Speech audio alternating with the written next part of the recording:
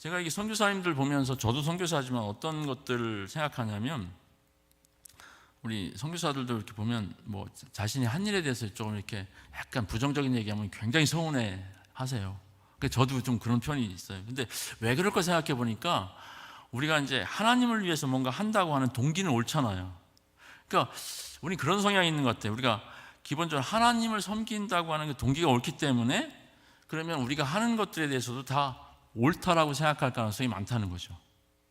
그리고 뭐 부부지간에도 내가 자녀를 위해서 이렇게 하는 것들에 대해서는 다 서로 부부가 이해해 줄 거라고 생각하고 근데 실제로 부부들 얘기 들어보면 굉장히 서운한 게 많습니다.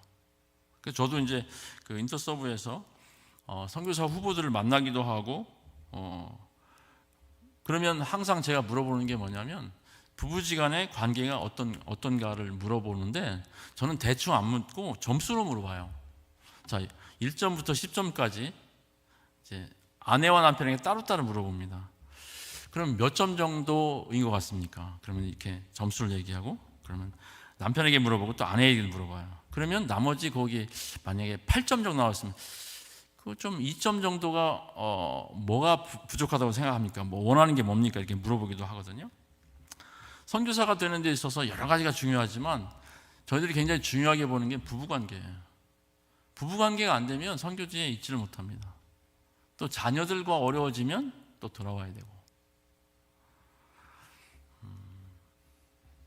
또 이런 질문들을 한번 해보면 좋겠어요. 리브가는 누구를 위해서 야곱을 속이고 야곱을 통하여서 남편 이삭을 속이고 장자의 축복권을 탈취했는가? 누구를 위해서? 야곱을 위해서? 아니면 하나님을 위해서? 누구를 위해서 그렇게 했다고 생각을 하세요? 이런 것들을 보면 제가 전에도 말씀드린 것처럼 이 가정에서 부부들이 자녀 중심의 이 역삼각형인 그런 구조, 자녀 중심의 그런 가치관들이 결국 자녀들도 망치게 되고 결국 부부관계를 어렵게 하는 거죠. 한번 이런 생각 해보세요. 최근에 오면서 이 황혼 이혼이 늘어나고 있잖아요. 이게 뭐 아주 최근에 그런 현상도 아니지만 왜 황혼 이혼이 늘어날까? 그동안 자기들이 다 합의해서 아이들 열심히 키우고 이제는 아이들이 많이 성장했는데 지금이야말로 부부지간에 더 좋은 관계로 지낼 수 있지 않을까? 우리가 이해가 잘 안 되는 부분이죠. 그런 부분들 생각해 보면 사실은 이제 자녀들이 다 떠나면 부부만 남는데 그러면 부부가 원래 친밀하게 지내는 사람들은 썰렁하지 않은데 그동안 부부지간을 이어온 게 자녀들인데 그 자녀가 없어진 거예요. 그게 더 어렵죠. 또 한 가지 더 생각해 볼 경우 여러분들이 아마 그런 질문들도 많이 하시는데 이제 부부 중에서 신앙생활을 한쪽이 안 하는 경우 어떤 집안은 남편이 신앙생활을 하는데 부인이 안 하는 경우도 있어요. 근데 많은 경우는 부인이 신앙생활을 하는데 남편이 신앙이 없는 케이스가 많죠. 그럴 경우에 어떻게 하면 아내나 남편을 전도할 수 있을까? 이런 부분에 있어서 자녀들과 그 남편이나 아내 여기에서 우선순위가 어떻게 돼야 되는가 하는 게 우리한테는 중요한 질문이 되겠죠. 자, 자녀 편애가 어떤 비극으로 이끄는지 조금 더 살펴보면요. 우선 가장 큰 비극은 뭐냐면 야곱하고 에서가 원수지간이 되는데 거의 뭐 에서가 야곱을 죽이려고 하잖아요. 그래서 리브가가 야곱을 그 바단 아람으로 보낸 이유도 지금 에서가 야곱을 죽이려고 하니까 아들을 살리기 위해서 보낸 거잖아요. 그것도 거짓말해가지고 남편한테 장가 보낸다고. 물론 결과적으로 거기 가서 장가 갔지만 그것도 또 한 번 속이게 되고 야곱은 그 20년 동안에 굉장히 큰 고통에 사로잡히게 됩니다. 두려움에 사로잡히게 됩니다. 그것을 어떻게 할 수 있냐면 나중에 야곱이 이제 고향으로 돌아오면서 야복 강가에서 천사와 씨름하죠. 저는 생각에 지금 야곱이 왜 이렇게 뭐 천사하고 뭐 죽을 힘을 다해서 싸웠냐? 뭐 하나님께 축복받으려고. 근데 그 안에는 훨씬 더 그 형에 대한 두려움이 컸다고 생각합니다. 그 다음날 이제 형을 만나니까 야곱이 그런 고백을 하죠. 내가 형님의 얼굴을 배운 즉 하나님의 얼굴을 본 것 같아. 그런 얘기를 해요. 그 얘기를 왜 하겠어 거기서? 그만큼 제가 생각할 때는 그 야곱의 그 마음 속에 자기가 형도 속이고 그 아버지도 속였다고 하는 그런 결과로 또 형이 자기를 죽이려고 한다고 하는 그 두려움, 그것이 굉장히 크게 작용했다고 생각합니다. 그럼 리브가가 그 아들 야곱을 위해서 한 일이 결국에는 정말 축복이었는가 하는 이런 부분들을 보게 되는 거죠. 그리고 또 리브가는 그 어떤 비극을 맞게 되냐면, 리브가는 아들을 이제 하란으로 보내면서 뭐라고 얘기했냐면, 너 지금 형이 너무 열받아 있어가지고 지금 제정신이 아니니까 일단 대피해. 그래서 몇 날 후에 형이 좀 잠잠해지면 내가 다시 부를게, 사람 보내서, 이렇게 얘기했거든요. 아마 에서가 훨씬 더 다혈질적이니까 아마 평소에도 그랬는 모양이죠. 근데 리브가는 며칠 지나면 에서가 조용해질 거고 다시 아들이 올 것이다, 이렇게 생각했죠. 몇 날이 지나면. 근데 리브가는 결국엔 아들 이삭을 다시 만나지 못하고 죽습니다. 저는 그게 하나님의 징계라고 거기까지는 생각은 못 하겠는데, 뭐냐면 리브가는 자기가 이렇게 딱 아들에 대한 플랜이 있어요. 그래서 자기가 그것을 자기 플랜대로, 자기 계획대로 이걸 조정할 수 있다고 생각했던 거죠. 근데 그렇게 안 되는 거죠. 그래서 고부간의 갈등이 생기는 이유가 뭐냐면, 그 엄마가 아들을 항상 그런 식으로 생각했었는데 결혼하면 자기가 통제할 수 없으니까 그 화풀이를 며느리한테 하는 거죠.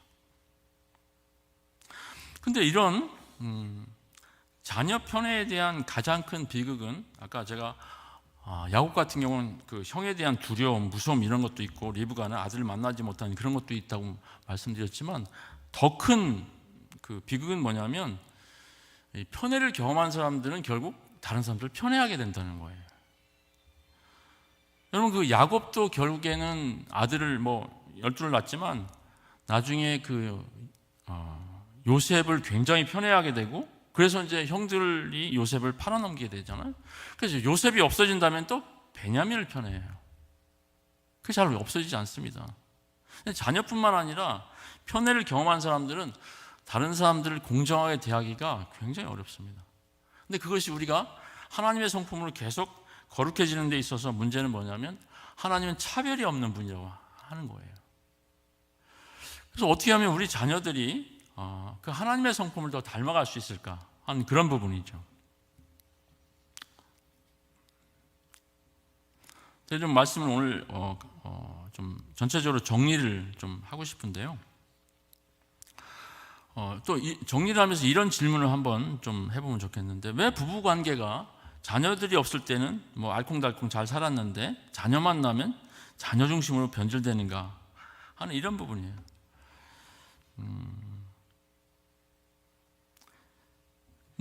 그게 아브라함의 케이스도 그렇죠. 하나님께서 이제 그걸 아시고 인간들은 그렇게 되니까, 그래서 아브라함에게 그 이삭을 바치라고 그렇게 이야기를 하셔서 더 이상 거기에 함몰되지 못하고 의와 공도를 행하는 가정, 미션을 가정으로 계속 사용할 수 있도록 그렇게 하셨는데, 제가 생각할 때는 이 가정의 문제는 뭐냐면 가장의 문제로부터 시작됐다고 생각합니다.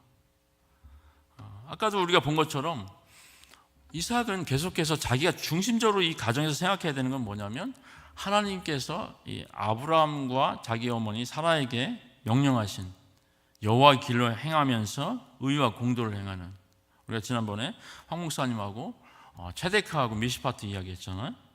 그걸 계속해서 행해야 되는데, 자기가 좋아하는 아주 간단한 아주 복잡한 것도 아니고 그런 음식 때문에 큰아이를 더 좋아하게 하고 이러는 거 있잖아요.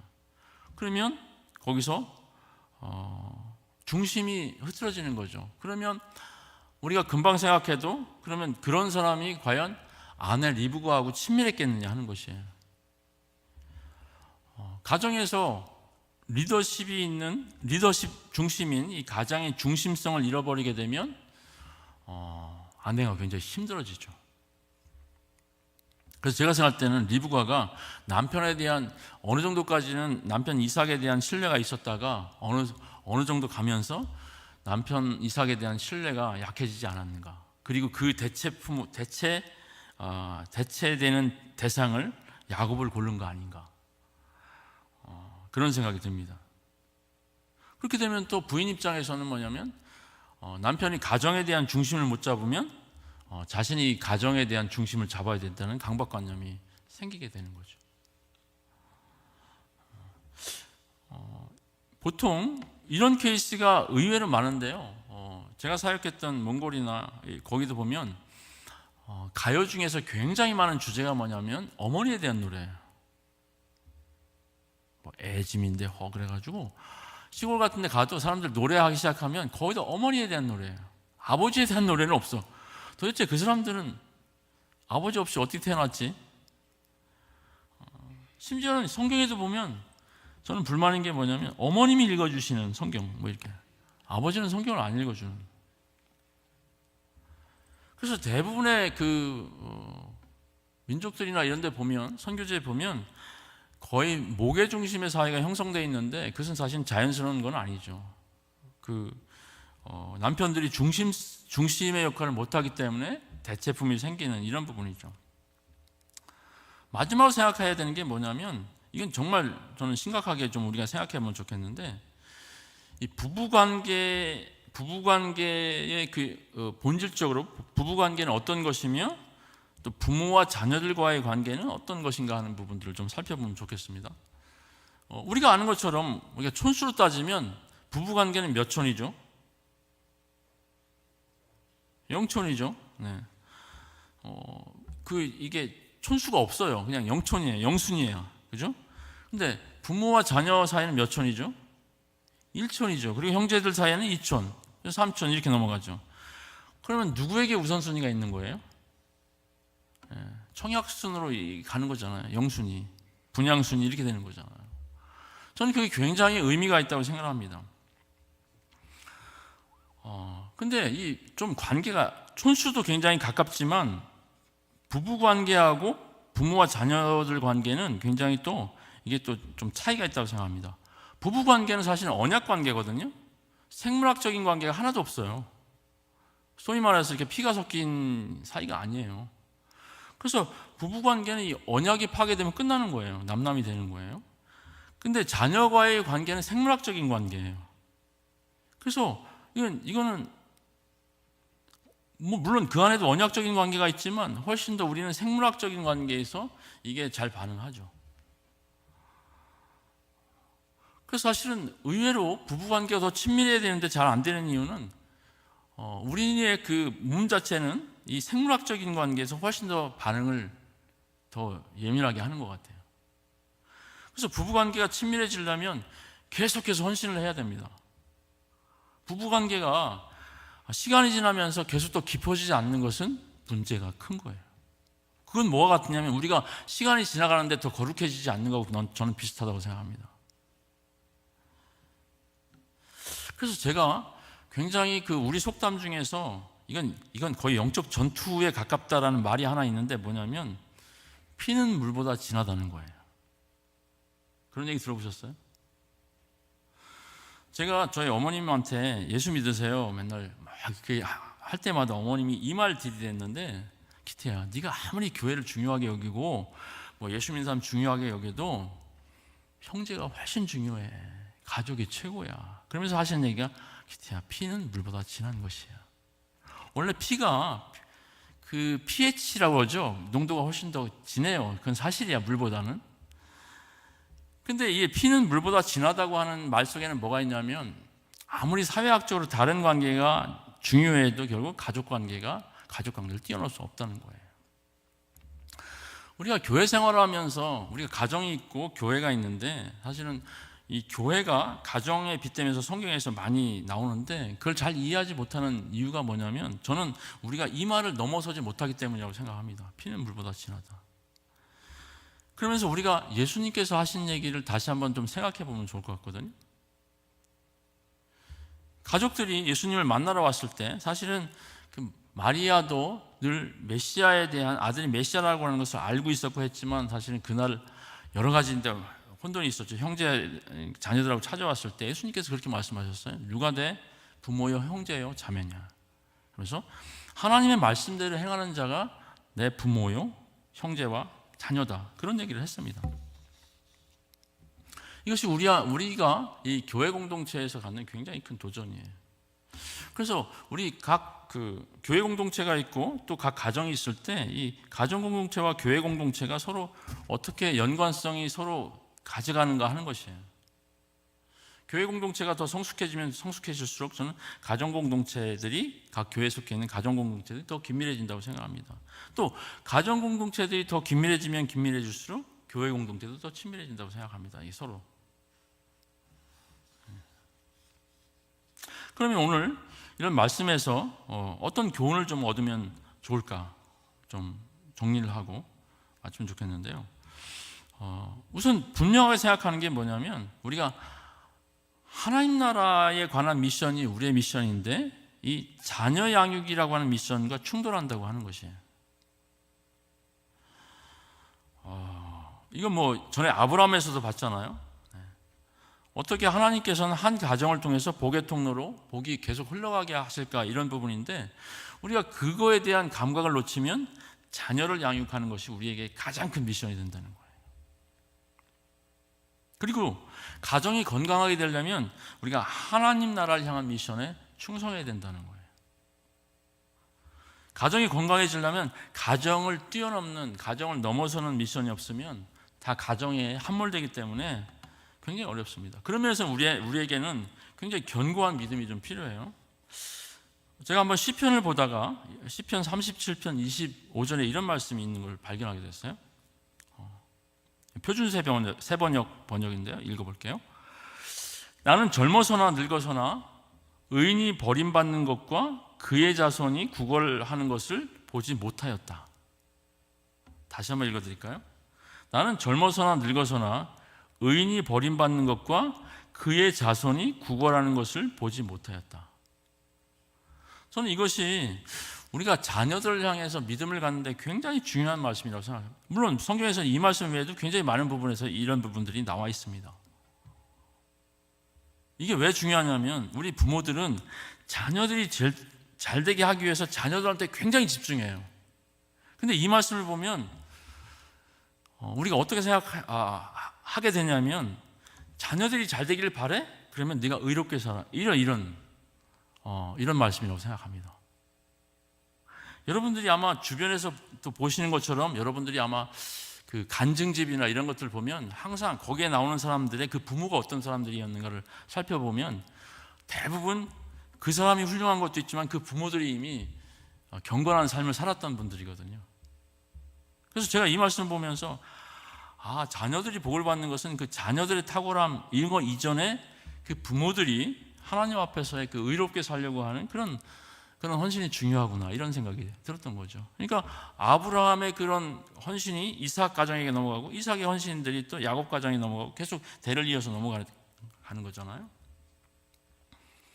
그래서 우리가 계속해서 얘기하는 부부관계가 더 친밀해지는 게 우리의 목표인데 가정 안에서는 자녀들보다 그렇게 하려면 자녀들을 향한 하나님의 계획과 인도하심을 신뢰해야 되는 거죠. 그걸 신뢰하지 못하면 우리가 하나님의 하나님 되심을 신뢰하는 게 굉장히 어렵습니다. 그리고 그것을 신뢰하지 못하면 남편은 아내를 신뢰하기 어렵고 아내는 남편을 신뢰하기 어렵습니다. 오늘 이삭의 가정은 좀 부정적인 부분들이 많은데 또 이런 생각, 우리가 이런 교훈을 얻을 수 있어요. 성경에서 부정적으로 나와 있는 부분들은 우리에게 교훈을 주는 거예요. 우리가 교훈을 받는 데 있어서 상한선과 하한선을 생각한다면 하한선인 거죠. 그래서 우리는 상한선과 하한선 사이에 있으면 안전한 건데 반면교사를 통해서 우리가 또 교훈을 받는 거죠. 성경이 위대한 이유는 뭐냐면 그렇게 실수나 실패 케이스도 거기에 적어놓으면서 그것을 하나님께서는 어떻게 역전시키시는가 하는 이런 부분이죠. 이런 부분을 보면 결국에 하나님께서 한 가정을 회복시키신다는 거, 하나님께서 한 가정을 구속하신다고 하는 것들이 결국에는 우리가 계속 이야기했던 에베소서 5장에 나오는 그 부부관계의 회복을 이야기하는 거죠. 제가 다시 한번 또 이 말씀 읽어드릴게요. 그러므로 사람이 부모를 떠나 그의 아내와 합하여 그 둘이 한 육체가 될지니 이 비밀이 크도다. 이 비밀이라는 것이 교회에 대한 비밀도 있고 부부지간의 비밀도 같이 썼죠. 나는 그리스도와 교회에 대해서 말하노라. 그러나 너희도 각각 자기의 아내 사랑하기를 자기 자신같이 하고 아내도 자기 남편을 존경하라. 자녀들아, 주 안에서 너희 부모에게 순종하라. 이것이 옳으니라. 내 아버지와 어머니를 공경하라. 이것은 약속 있는 첫 계명이니 이로써 내가 잘되고 땅에서 장수하리라. 또 아비들아, 너희 자녀를 노엽게 하지 말고 오직 주의 교훈과 훈계로 양육하라. 저는 오늘 이 말씀으로 좀 정리를 하고 싶은데요. 결국 우리들 가정들이 자녀들에 대한 우선순위나 거기에 집중할 수 있는 환경들이 있는데도 불구하고 계속해서 하나님께서 우리 가정들을 선교적으로 또 복의 통로로 사용하실 수 있는 건 그거인 것 같아요. 다른 가정들도 부부지간의 친밀함을 원하고 자녀들과의 관계에서도 친밀함을 원할 거예요. 근데 잘 안 되거든요. 근데 우리 옆집에 다니는 교회에 딱지 붙은 집은 된다는 거죠. 그럼 물어보는 거죠. 어떻게 그렇게 되냐고. 그러면 그때 이제 이야기를 해줄 수 있는 거죠. 성경에 보면 부부지간의 친밀함, 그리고 거기서 나오는 자녀들과의 관계를 이야기한다. 그것이 그리스도께서 오늘날 우리 가정 가운데서 행하시는 거죠. 그래서 한 가정이 선교적으로 사용된다고 하는 것은 하나님께서 만드신 이 가정의 질서가 회복되는 것, 존재적인 것, 좀 이렇게 말씀드리고, 이런 관계들이 더 성숙해지는 관계들이 우리 가정 가운데 계속 있기를 축복합니다. 감사합니다.